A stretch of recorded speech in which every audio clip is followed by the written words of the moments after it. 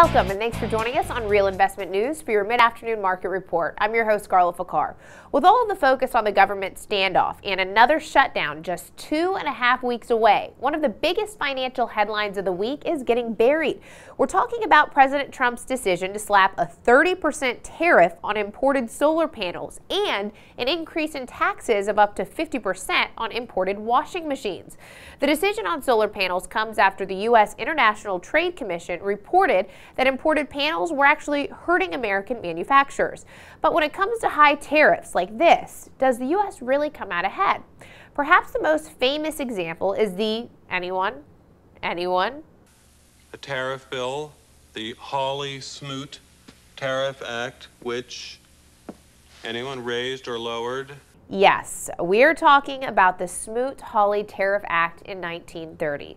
The Great Depression had started just a year before, and the idea was to protect American jobs and farmers from foreign competition.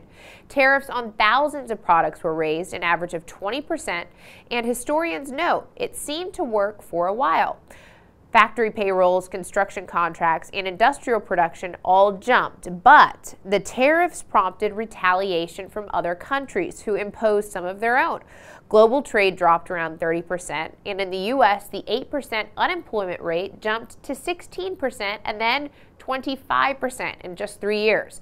Economic historians pretty much agree that the act actually exacerbated the Great Depression. And here we are again. China is warning the new tariff will aggravate the global trade environment. South Korea says it plans to file a complaint with the World Trade Organization. And we have just restarted negotiations for the North American Free Trade Agreement with Canada and Mexico, which just happens to be one of the biggest exporters of washing machines and solar panels to the U.S. And some say a tariff war could be even more painful today, considering that exports now comprise 13% of our GDP. Now, who said this stuff was boring? Anyone?